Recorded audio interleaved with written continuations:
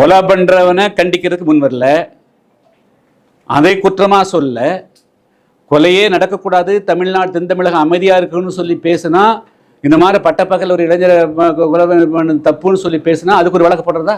அப்ப நீங்க என்ன செய்யறீங்க? மீண்டும் கொலையாளிகளை கொம்பு சீவி விடுவதற்கு நோக்கம், அவர்களை ஊக்கப்படுத்துறது, அதான நோக்கமா இருக்கு. அவங்களை திருப்திப்படுத்துறது தானே நோக்கமா இருக்குது. வேற என்ன நோக்கம் இருக்குது உங்களுக்கு?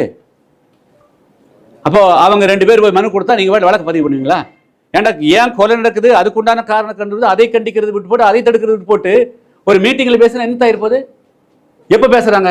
நாங்க மீட்டிங் போட்டு நீங்க எல்லாம் பண்ணுங்க பேசினாரு. இந்த சம்பவம் நடந்த பிறகு இந்த சம்பவம் ஏன் நடக்குது, ஏன் நடந்திருக்க கூடாது, இனிமேலாவது நீங்க திருந்துங்க, நார்மல் வாங்க, பொது அம்சத்துக்கு வாங்கன்னு சொல்ற போது அதுக்கு நீங்க வழக்கு பண்ணுங்க. அப்ப உங்களுடைய நோக்கம் என்னன்னா, மீண்டும் நீங்க அப்பீசிங் மெத்தட், நீங்க அவங்களை திருப்திப்படுத்துறது தான் இந்த அரசோட நோக்கமா இருக்குது. வன்முறையாளர்கள், அருவாள் தூக்குறவன், கொலைகாரனை திருப்திப்படுத்துறது தான் இந்த வழக்கு போடுறதுடைய நோக்கமா இருக்குது. அதை நாங்க பாத்துக்கிறோம்.